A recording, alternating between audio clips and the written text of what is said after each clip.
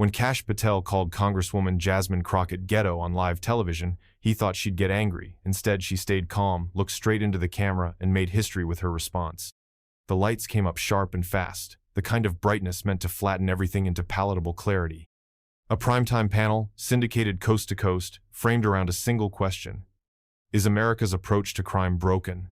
But underneath the question was the real headline, the kind that didn't need to be said out loud. Jasmine Crockett versus Kash Patel. Live. Unfiltered. The host opened with her usual composure, eyes flicking between cameras and cue cards, voice clipped and clean. Tonight, we're discussing criminal justice, community safety, and where the country is headed. She smiled too tight. Everyone felt it. Nobody said it. Jasmine sat stage left, powder blue blazer, gold hoop studs, calm posture. Her hands rested lightly in her lap, still. Her eyes scanned the table once, then settled. This wasn't her first rodeo, but even she could feel it in the air, the quiet kind of chaos that only comes before someone says something they can't take back. Across from her, Kash Patel lounged in his seat like it was a green room couch, legs slightly spread, tie loosened just enough to signal confidence, or maybe arrogance. He adjusted his mic twice, smirked once, and looked like a man who thought he was in control. He wasn't. The audience was small, curated, mic'd for reactions. A few journalists in the back row, staffers near the exits. Somewhere, off camera, Jasmine's aide leaned forward just enough to whisper to herself, "It's coming." The host introduced them both. Congresswoman Jasmine Crockett, Texas Democrat, former public defender, current firebrand, and Kash Patel, former Pentagon chief of staff, longtime GOP surrogate. She said surrogate like it didn't come with baggage. The first few minutes passed like any other segment. Policy headlines, poll numbers, neatly rehearsed sound bites. Jasmine listened, offering a few tight responses. Nothing flashy, just groundwork. Kash, on the other hand, played to the camera. He dropped keywords like breadcrumbs, law and order, chaos in the streets, Democrat dysfunction. The audience gave polite nods, unsure when to react. Jasmine gave none. She was watching, waiting. Then came the pivot. The host turned to Jasmine with a question about community reinvestment. Measured, neutral. But the second she opened her mouth, Kash leaned in. He wasn't ready to let her speak. But she was more than ready to be heard. Jasmine had barely made it past the first sentence, something about redirecting federal funds toward mental health responders, when Kash cut in. Sharp, eager. "So let me get this straight," he said, leaning forward like he was going to teach her something. "Your solution to rising crime is more therapists and fewer cops?" A few chuckles bubbled from the audience. The host started to interject, but he kept going. "Let's call this what it is," he said, hands now animated. "This isn't reform. It's woke pandering dressed up as policy." He smiled like he'd just dropped a grenade. He hadn't. Not yet. Jasmine blinked once, didn't lean back, didn't react. She waited. The host finally redirected. "Let's allow Congresswoman Crockett to finish her point." She did. Calm, steady, each word measured like courtroom testimony. She cited studies, broken funding mechanisms, neighborhoods where community-led interventions had reduced repeat arrests by 30%. She mentioned programs in Newark, Cleveland, Dallas. She didn't raise her voice. She didn't need to. But Kash wasn't listening. Not really. He was waiting for a pause. And when it came right after she said, "What we're seeing isn't a crime wave, it's a resource failure," he pounced. He leaned in, elbow on the table, voice low but clear. He looked at her the way men do when they want to get a reaction, not a response. And then he said it. "You're ghetto as F, Congresswoman." Time didn't stop.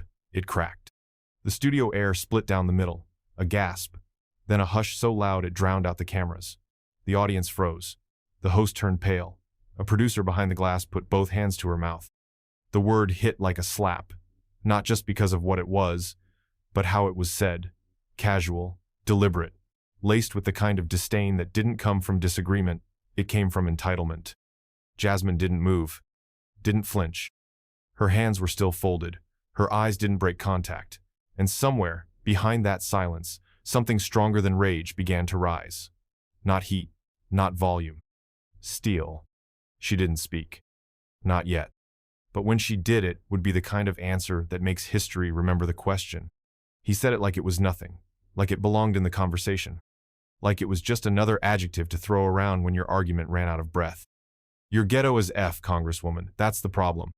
Half laughing, full of contempt, tossed across the table like a dirty napkin. The studio didn't go silent, it collapsed. The audience choked on the air. The host blinked twice, lips parted mid-sentence, hands twitching toward her earpiece like she couldn't trust what she just heard. One panelist stared at the floor. Another suddenly became fascinated with their notes. Someone in the control booth yelled, "Cut audio! Cut audio!" But it was too late. The profanity hit the delay buffer, but not enough. It landed muffled, but not lost. Viewers at home heard it. Enough of it to know, enough of it to rewind. Phones lit up. Screenshots captured. TikToks already stitching. YouTube clips titled mid-upload. Twitter already on fire.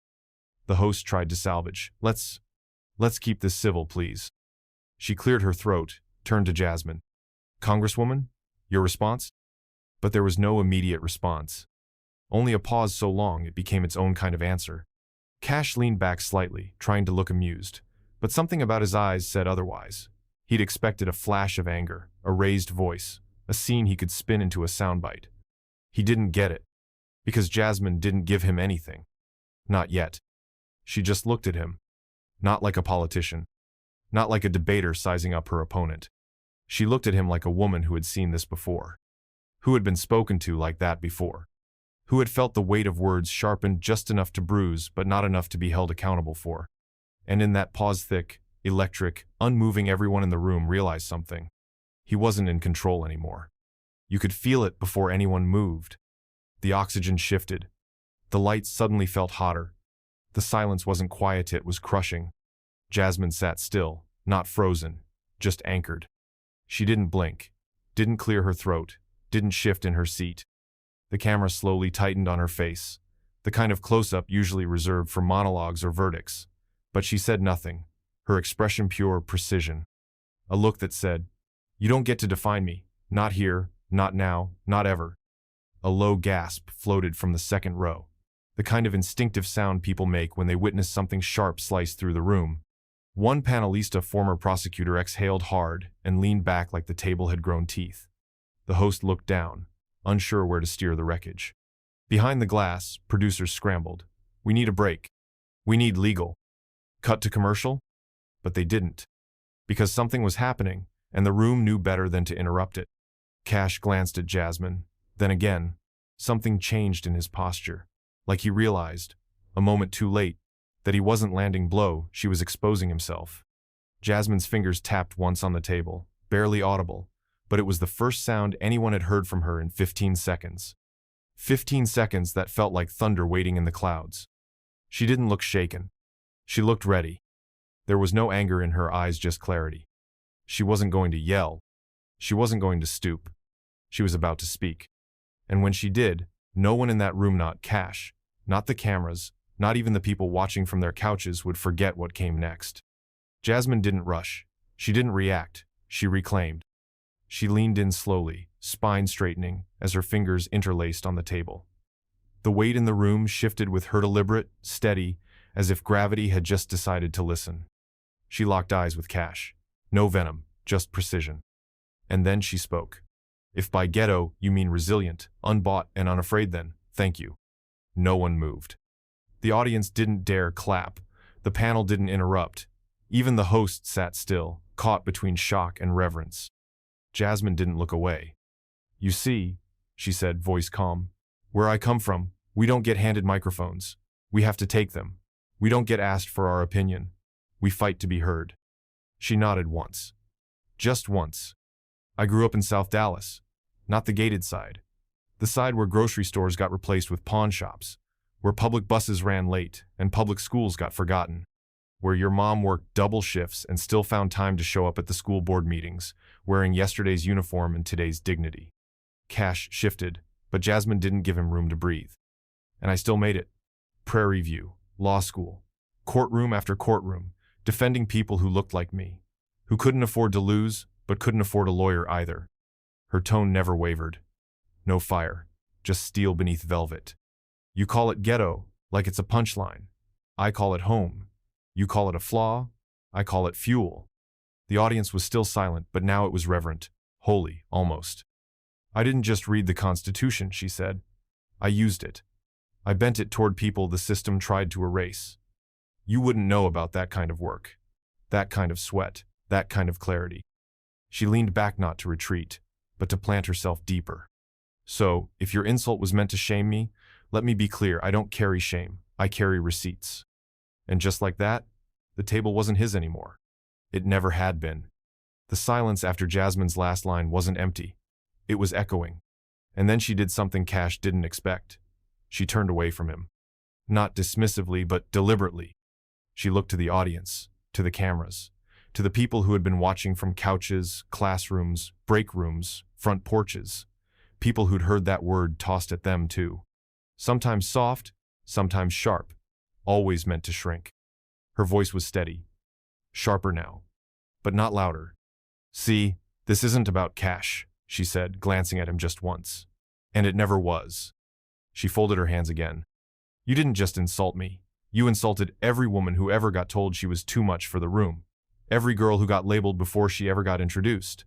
Every black mother who raised a child in a system built to break her down and still sent them out the door with love and lunch and something resembling hope. The host looked down. One panelist wiped at her eyes. No one spoke. Jasmine kept going. I know a woman in Fort Worth who works nights cleaning offices she'll never sit in. I know a grandmother in Baton Rouge raising 3 kids on a pension meant for one. I know a single mother in Detroit who's been evicted twice and still finds time to volunteer at her daughter's school. You call them ghetto too? She paused. Let the question float. Because they heard what you said. Jasmine didn't need fire. Her truth was scalpel clean. That word, when you say it, isn't about location, it's about control. You say, ghetto, to remind us where you think we belong. You say it hoping we'll fold, apologize, shrink down, and disappear. She leaned forward again, softer now. Not a threat, just truth. But here's the thing, Mr. Patel, we don't shrink. Not anymore. The cameras didn't move. The crew didn't breathe. And across the country, 1 million people, teachers, nurses, students, mothers, felt something shift. Because Jasmine hadn't just answered a slur. She'd exercised it. It didn't take long, 30 minutes, maybe less. By the time Jasmine had left the studio, unclipped her mic, and slipped her phone back into her bag, the moment had already detonated across every screen in America. The clip, 17 seconds long, posted first by a producer's assistant, then reshared by a journalist, then pulled and reposted by accounts with 6 followers and 6 million. No caption needed, just the image of Jasmine leaning in, eyes locked, voice calm, cutting Kash Patel to pieces with the sharpest weapon on live television. Truth said plainly. Crockett Clapback. Ghetto and proud. Kash uncloaked. The hashtags trended by nightfall. People weren't just watching, they were rewatching. Slowing it down, zooming in, captioning every beat, the blink she didn't make, the breath she didn't waste, the way she said, I carry receipts, and made it sound like prophecy. Commentators scrambled to adjust their takes. One anchor, she didn't shout, she didn't flinch, she just leveled him. A political strategist tweeted, Kash brought a slur to a policy fight. Jasmine brought the archives. A college professor wrote, this is rhetorical warfare, and she won with restraint. TikTok stitched her words with gospel music. Twitter turned them into banners. Instagram accounts flooded with graphics, quotes, breakdowns. People pulled her lines like scripture. I don't carry shame, I carry receipts. If you mean ghetto-like resilient, thank you. We don't shrink. Not anymore. Even late-night shows replayed the clip. No punchline needed, just applause. But the real story wasn't in the likes or reposts. It was in the comments. Women in corporate jobs, students, grandmothers, fathers, people who had sat through that same moment, different room, different face, same cut. They weren't just celebrating. They were relieved, because someone had finally said it. Not with fire, not with fury, but with the kind of stillness that changes the temperature of a room. And Kash? He had no idea that the thing he thought would silence her had just made her unforgettable. It didn't take long for him to resurface. Kash Patel popped up on a podcast before the sun rose on the West Coast, grinning like a man who still thought he had the high ground. The host, friendly, loyal, predictable, fed him the softest pitch. Bit of a firestorm after last night, huh? Kash smirked. Yeah, you know how it is. Say one thing. And suddenly the woke mob wants your head. He didn't apologize. Didn't even walk it back. It's just street talk, he said, chuckling. I've heard worse at a gas station. If she can't handle a little heat, maybe Congress isn't for her. The host laughed too loud. The clip was up within the hour. And his base? They loved it. Right-wing Twitter turned it into ammo. She's too soft for the job. Ghetto is just a mindset, she proved it. Finally, someone said what everyone's thinking. They wore it like a badge. What he'd said, what he meant, what it revealed, none of it was an accident. But the rest of the country recoiled. The video of his street talk defense got stitched with Jasmine's silent stare. News outlets that had held back finally weighed in. An op-ed in the Washington Post. Let's stop pretending this was about tone. This was about a man using a slur to try and reduce a woman to an idea he could dismiss. Educators called it a teachable moment. Churches played her response in youth groups. Civil rights organizations issued statements, not just in support of Jasmine, but in condemnation of what was revealed. Because Kash hadn't just said the quiet part out loud. He broadcasted it, packaged it, tried to make it policy. And while his supporters cheered, something else was happening. A quiet movement behind the screen. One that didn't need to scream. It had already spoken. The response came fast, but not from Jasmine. It came from the ground up. By noon the next day, civil rights leaders had released coordinated statements. Not about Jasmine's composure, about the rot, Kash's words revealed. The NAACP called it a textbook example of racialized misogyny, paraded as political commentary. The National Urban League CEO went on MSNBC. This wasn't a slip, this was a strategy, a way to delegitimize a black woman in public office without ever addressing her ideas. But the loudest voices didn't come from podiums or press releases. They came from the people Jasmine had spent her career fighting for. A group of veterans she'd represented in courtmen and women who'd once been locked in legal battles just to get access to healthcare issued a joint letter. When others ignored us, she stood up, and now that they're trying to tear her down, we're standing for her. One of them, a Marine from Fort Worth, posted a selfie in a faded uniform shirt, holding a cardboard sign. If that's ghetto, we need more of it in Congress. In classrooms, the moment reverberated harder. A middle school teacher in Chicago wrote on Facebook, "This is why our girls stay quiet in classrooms, because they see this. A woman shows restraint, grace, clarity, and still gets branded." Parents reposted her quote. Teachers printed it on the board. School counselors wove it into workshops. By evening, the story had shifted again. No longer just about what was said. It was about the culture that let it pass. The conditions that made people nod along instead of call it out. The reason so many women, all kinds of women, immediately knew that insult wasn't just meant for Jasmine. It was meant for anyone who had the nerve to be visible, unbent, and unwilling to shrink. And the thing that stung most? He really thought he could say it and walk away. The noise was everywhere. News segments ran on loop. Commentators debated her tone, her restraint, her dignity like it was some political costume. She was trending. Again. But Jasmine? She said nothing. No tweets, no press release, no quote for the headlines, not even a single clipped video from her team. For 24 hours, she went quiet, not because she was retreating, because she was letting the moment breathe. That morning, she showed up early to her district office. The receptionist had already made a fresh pot of coffee. A small stack of handwritten letters sat by the inbox. Some from teenagers, some from retirees, all saying some version of "thank you for not shrinking." She didn't read them right away. She was scheduled to host a housing clinic, no press, no cameras, just folding chairs and a paper sign taped to the door. People came in with questions about eviction notices, Section 8 delays, housing discrimination. Jasmine sat at a table, blazer off, sleeves rolled, pen in hand. She explained line by line, circled deadlines, looked people in the eye. A little girl sat in the corner with an iPad, watching the now viral clip of her mom's congresswoman refusing to flinch. Jasmine smiled briefly. Later, she returned calls, checked in with community partners, took a walk through a senior center she helped fund. When a reporter called her office for comment, her aide answered simply, "The congresswoman is focused on the work." And she was. Because Jasmine knew what the moment needed wasn't more noise. It needed weight. She let the insult hang. Let her response speak. And while Kash filled airtime trying to rewrite his narrative, Jasmine filled her day with the one thing he couldn't imitate: service. Because this was never about going viral. It was about staying rooted. It didn't come from a press conference.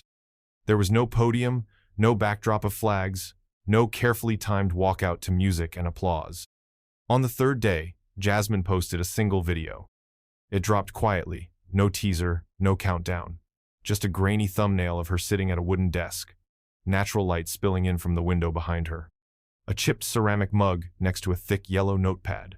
Her hair was pinned back loosely. No makeup crew, no sound engineers. Just her voice and the weight of everything that hadn't been said until now. She looked directly into the lens. And when she spoke, it wasn't a performance. It was a reckoning. "They've called us ghetto," she said evenly. "They've called us angry. They've called us emotional. But what they really mean is unafraid. No music, no edits, just truth. See, every time a black woman speaks up clearly, confidently, we're told we're too much, too passionate, too loud, too strong. What they're saying is, we scare them." She paused. "Let that sit. But I'm not changing that for anyone." She laid it out clean, direct. Not just about the insult, but the pattern. The way women like her are painted as dangerous just for refusing to apologize for their voice, their background, their presence. "I didn't go on that stage to win a moment," she said. "I went there to speak truth, and truth shouldn't need a translation just to make you comfortable." The video ended with no call to action, no rally cry. Just one last sentence, spoken softly but clearly. "I've earned my place, and I won't shrink to keep it." Within the hour, it passed 1 million views. It played on CNN that evening. It was dissected on podcasts, quoted in classrooms, posted in office Slack channels titled Respect. But what mattered most was how it made people feel. Seen, steady, unapologetic. And while her opponents were still scrambling to own the story, Jasmine had already reclaimed it. Without raising her voice, the consequences didn't crash in all at once. They came like a tide, quiet, certain, and impossible to reverse. First, it was the conference. A cybersecurity summit in Austin scrubbed Kash's name from the keynote list. No formal announcement, no drama. Just a silent update to the website and a polite email that read, "We've made adjustments to better reflect our values." Then came the university. A public policy school in Virginia where Kash had been scheduled to speak on leadership in crisis issued a short press release. "Given recent comments, we believe this platform is best reserved for voices that model the standards we teach." Translation: "You're not welcome anymore." Next, the publisher. His upcoming book tour, built around a memoir titled Unfiltered: The Truth They're Afraid Of, began to fall apart. One major bookstore chain declined to host him. A major imprint quietly suspended its promotional campaign. Behind closed doors, editors called it unmarketable. Even his safe spaces started to blink. Conservative blogs stopped mentioning him. Podcasts that once invited him weekly suddenly had scheduling conflicts. A Fox News anchor, who'd once called him brilliant, said nothing at all. And then came the email. It leaked from inside GOP ComSA, short note from a senior strategist, forwarded too many times to stay hidden.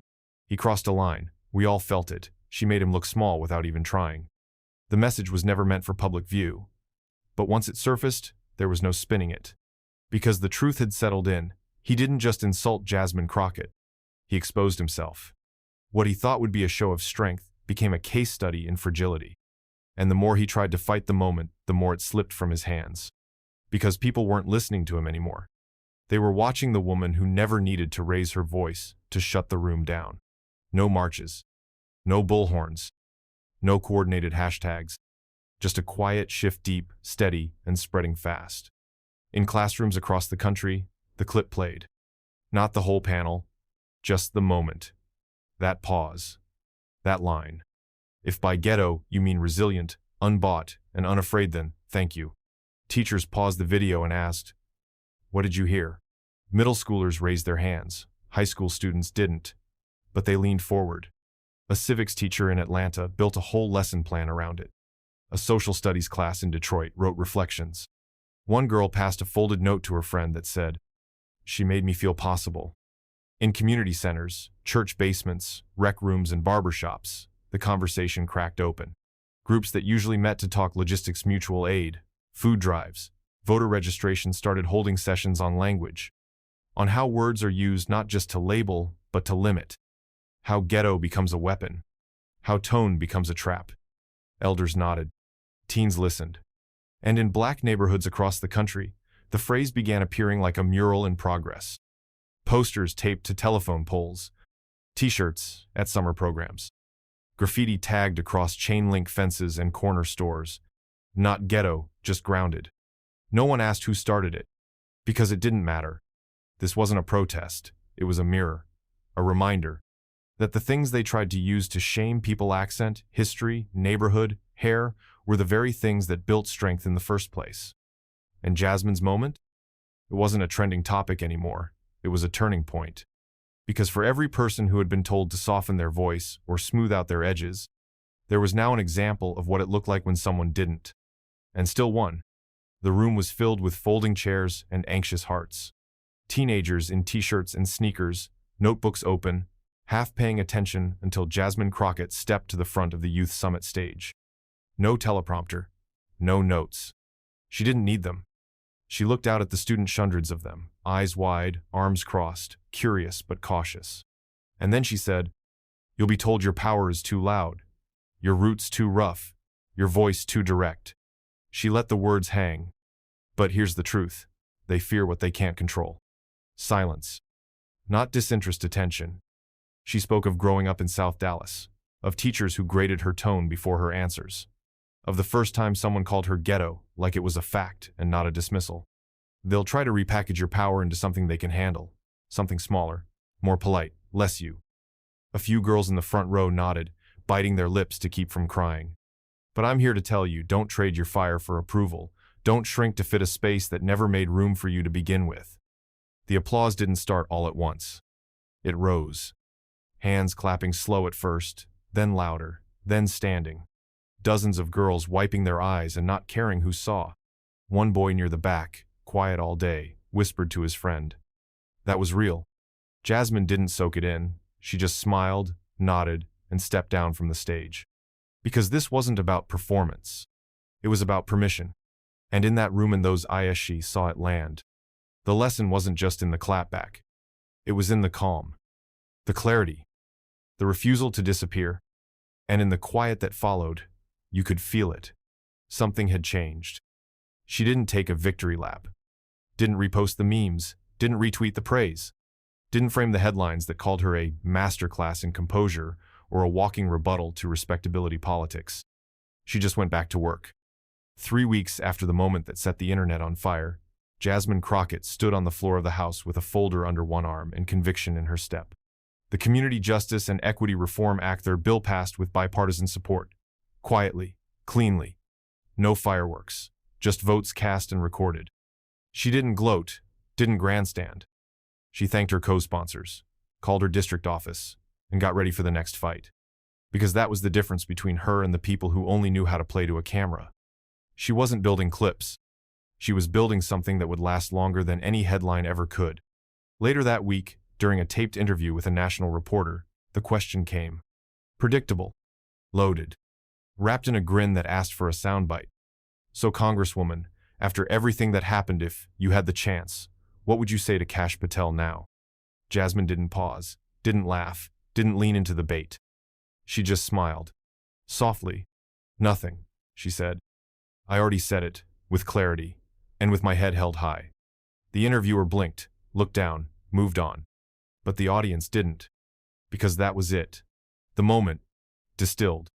Not rage, not revenge. Just precision. And the understanding that legacy isn't built by shouting back, it's built by standing firm. By telling the truth so clearly, no one gets to rewrite it.